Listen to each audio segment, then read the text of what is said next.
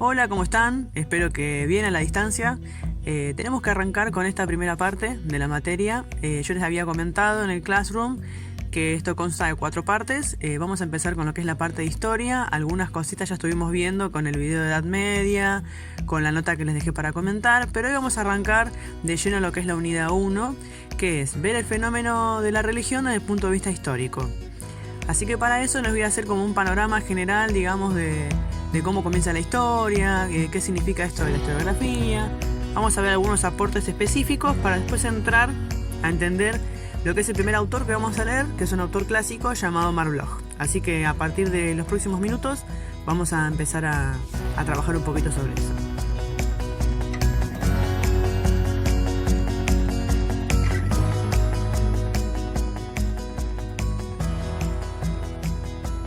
Seguramente ustedes conocen el término historia, han tenido esa materia en la escuela y bueno, tienen un montón de referencias. Pero dentro de la historia quiero detenerme particularmente en una rama específica llamada historiografía.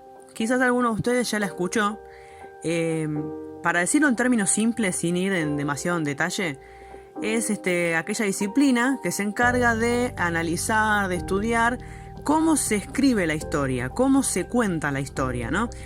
A través de, qué metodología usan, qué fuentes, cómo se fue contando a través del tiempo, ¿no? Entonces, dentro de la historia tenemos a la historiografía. Entonces, el análisis que vamos a hacer ahora tiene que ver con un análisis historiográfico, o sea, cómo se fue contando la historia a lo largo del tiempo.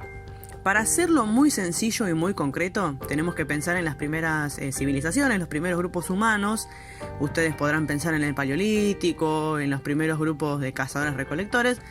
Básicamente la historia existía, pero era contada de generación en generación, generalmente los ancianos, a través de relatos en forma oral, que generalmente eran como rimas, o sea eran mitos pero contados como rimas, para que pudieran aprenderse de memoria y después esos mismos cantos, esas mismas historias, se aprendían de memoria y después las personas las iban repitiendo. Durante varios siglos, la forma de transmisión de la historia fue a través de ese método. A partir del 3000 a.C., más o menos, se empieza a identificar el surgimiento de la escritura. Se empieza primero con algunos símbolos hasta que después se van perfeccionando hacia letras y demás. Entonces ahí esos relatos se van empezando a poner por escrito, ¿no? Entonces hay todo un debate respecto a en qué momento arranca la historia, ¿no? Y quiénes fueron los primeros historiadores. Hay una figura muy conocida, también puesta en debate, pero es como, digamos, lo más conocido. Refiere a un historiador de Grecia llamado Heródoto, ¿no? Que él iba recopilando las historias que se contaban en Grecia, ¿no? Lo que se dice es que él contaba en base a lo que él veía, ¿no? Entonces, eso es como el rasgo común de la historia de la antigüedad. O sea, los historiadores iban contando en base a lo que ellos vivían o lo que les contaban. Entonces, desde más o menos el año, digamos, 500 a.C., 400, tenemos ese tipo de historia basada en relatos y en narraciones. Sí habían fuentes, pero no había un análisis muy profesional, sino que simplemente se iban contando las historias. Entonces, este fuerte énfasis narrativo, como un cuentito, es algo que duró hasta más o menos el 1700 y pico, ¿no? El siglo XVIII, donde encontramos, seguramente ustedes recordarán, ese momento clave en varias partes de las ciencias humanas y políticas también, que es la Revolución Francesa. La Revolución Francesa viene a plantear como un cambio total en la forma de ver el mundo. Quieren deshacerse totalmente de una visión religiosa, entonces va a tratar de buscar en esos hechos humanos qué es lo que realmente basa, o sea, cuál es la base del ser humano, qué es lo que realmente nos tiene que dirigir. Entonces, bueno, se va a basar mucho en el conocimiento a través de la razón, a través de las acciones concretas de los seres humanos. Pero hasta ahí lo que tenemos es una historia muy narrativa. Acá en Argentina también tenemos muchos casos, muchos, por ejemplo, cronistas de la época de la colonia, muchas personas que iban dejando sus relatos y desde ahí se iban armando las historias, pero no existía este concepto de un historiador profesional. Eso, lo vamos a ver ahora, surge específicamente a mediados del siglo XIX.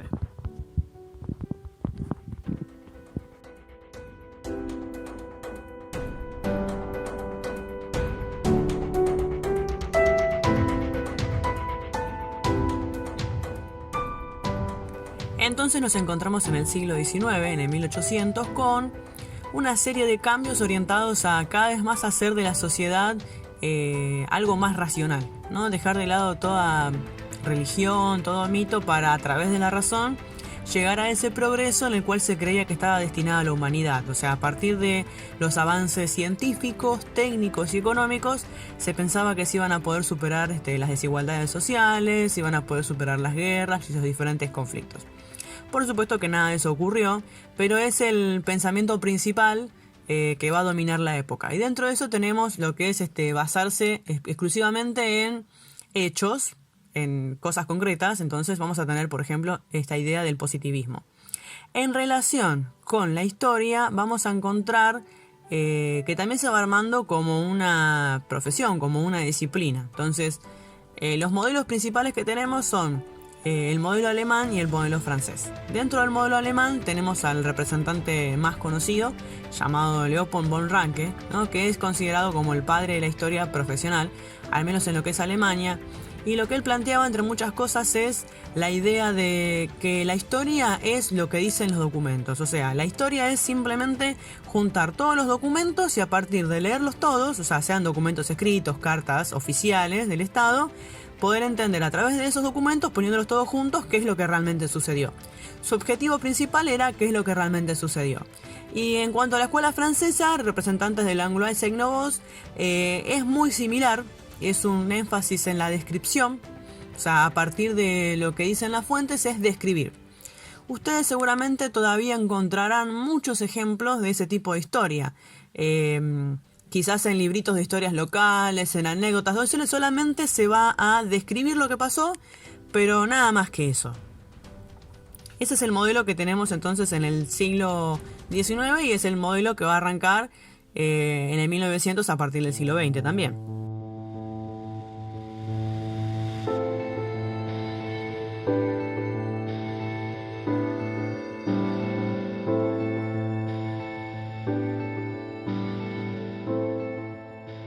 Por supuesto que la historia no es la única ciencia social que surge por esa época.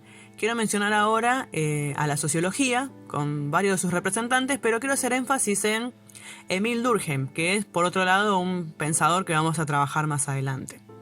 Dentro de sus discípulos, sus seguidores, encontramos a François Simian. Entonces, ¿por qué lo menciono a este señor? Porque en 1903 él publica un artículo que es muy polémico, donde él quiere plantear un método, digamos, que tendría que seguir la historia.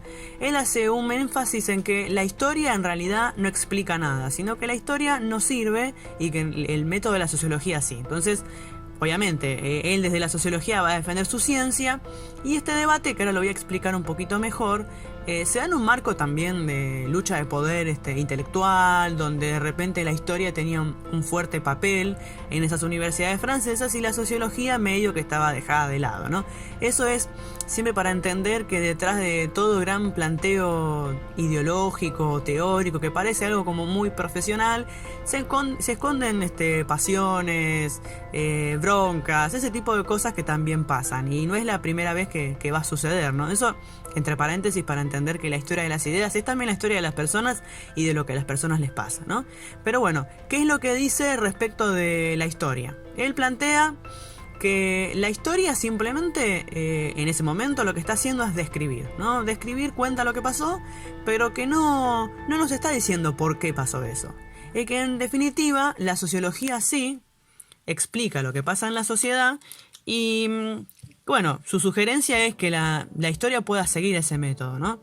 Entonces algo muy particular que quizás todavía muchos historiadores que no son profesionales hacen es basarse en esos hechos llamativos, en esos hechos particulares, curiosos y peculiares, y no en seguir tendencias generales que se fueron dando en las sociedades. Entonces él dice, bueno, eso de poner los eventitos, como decimos, el día que San Martín hizo esto, eso no sirve. En realidad hay que buscar tendencias generales para poder comprender qué es lo que pasaba, cuáles eran las causas y hacia dónde se movía la historia. Por supuesto que esto causó un gran revuelo y generó mucho debate al interior de lo que era la escuela francesa de historia.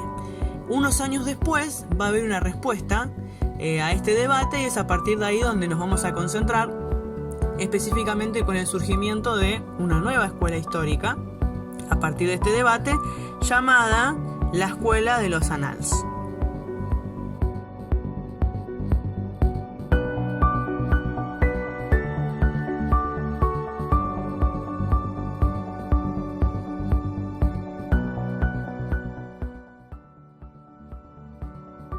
En 1929, como respuesta a este debate, Marc Bloch y Lucien Febvre crean una revista histórica llamada Anales de Historia Económica y Social, donde van a volcar sus planteos frente a toda esta nueva manera de hacer la historia. Básicamente podemos mencionar algunas cuestiones. Un punto principal de la crítica de Simian, como ya lo vimos antes, es que la historia no explicaba nada, era simplemente una descripción. Entonces, el énfasis que le van a dar a esta nueva forma de ver la historia es de alguna manera buscar explicar diferentes sucesos sociales, ¿no? No es solamente contar lo que pasó, por ejemplo, específicamente el 14 de julio de 1789 en la Revolución Francesa, sino explicar cuáles son las causas que llevan a esa revolución, quiénes son los participantes, qué ideas habían en la época. Eso es algo absolutamente novedoso. Hoy en día es algo muy común, pero en ese momento representó una revolución bastante importante. En relación con esto tenemos el concepto de historia-problema, en la cual no es que las fuentes nos van a hablar de la historia directamente, sino que uno tiene que hacerle preguntas a la fuente. Me explico, o sea, yo tengo por ejemplo una carta, no sé, de Juan Manuel de Rosas y tengo el escrito ahí, entonces yo leo lo que dice esa carta, pero no se acaba ahí la operación historiográfica, digamos, no se acabaría ahí lo que hace un historiador, sino que recién comienza.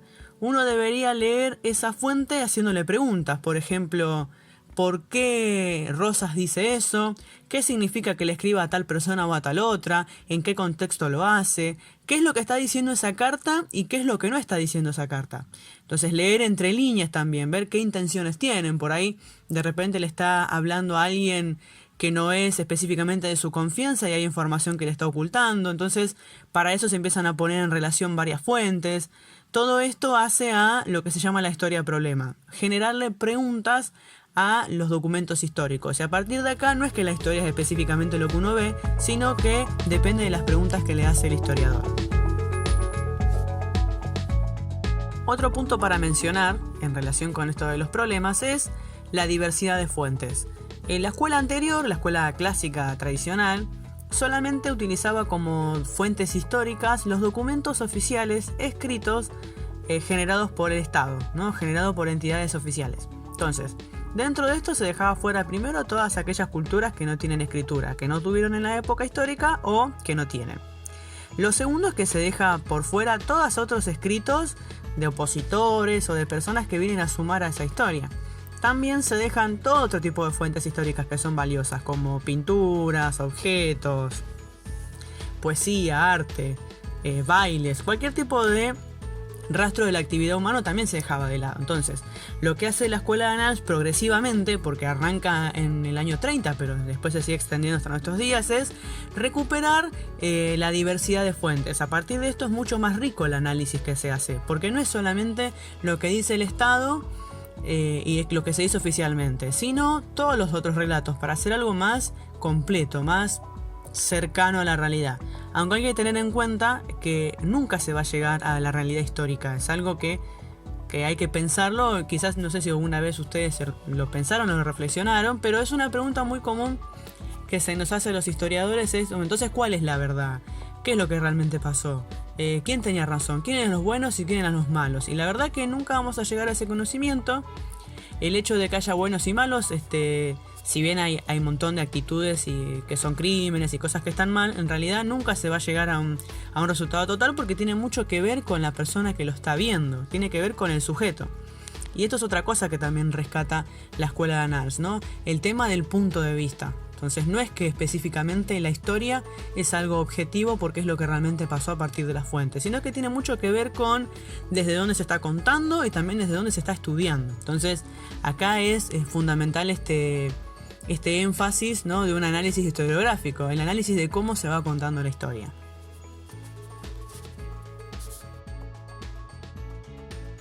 Por otro lado, como para ir finalizando, en realidad, podríamos mencionar un montón más de características, pero para tener una idea básica de lo que es la Escuela de los Annals, tenemos esta cuestión de la relación con las otras ciencias sociales, que es algo que surge a partir de este debate y que se va a ir profundizando a lo largo del siglo. Las primeras relaciones van a estar dadas con la sociología, justamente con la geografía, después más adelante se va a sumar la economía, la antropología, la psicología. Entonces, de esa manera, la historia va tomando aportes de las otras ciencias sociales, no ya como algunas veces se ha enseñado en las escuelas, algunas veces de ciencias auxiliares, o sea, ciencias como que están como al servicio, que son sirvientes de la historia, sino simplemente una relación de igual a igual, donde de las diferentes ciencias se van haciendo aportes. Y un poco en esa línea, en consonancia con esa forma de ver el tema, es que nosotros vamos a ir trabajando el fenómeno de la religión desde diferentes puntos de vista. Entonces, esto es algo absolutamente nuevo. Cuando van surgiendo las primeras disciplinas, cada disciplina quería hacer la suya y quería estudiar su tema particular y siempre se suponía que su tema era el mejor, pero no había esta relación entre las diferentes ciencias, lo que viene también a plantear la Escuela de los Anales es justamente esta vinculación, esta relación, porque en definitiva todos van a trabajar sobre la sociedad. Entonces siempre es mejor poder contar con varios aportes. Por supuesto que también tiene sus problemáticas, porque de repente una de las cosas que se le critica a la historia es que no tiene una teoría específica. O sea, las otras ciencias, por ejemplo la psicología, tiene sus propias teorías, pero la historia se va nutriendo de las teorías de otras ciencias. Entonces siempre hay un debate entre si la historia es una ciencia totalmente, si tiene mucho de narrativa o no, pero son debates que se fueron dando a lo largo del siglo. Quizás algunos los vayamos a retomar después, cuando veamos algunos otros textos, donde se da cuenta de este giro narrativo que se vuelve a dar, más o menos en la década del 70, donde se recupera otra vez al individuo. Pero por ahora vamos a dejarlo acá, con esta idea de la vinculación entre las diferentes ciencias.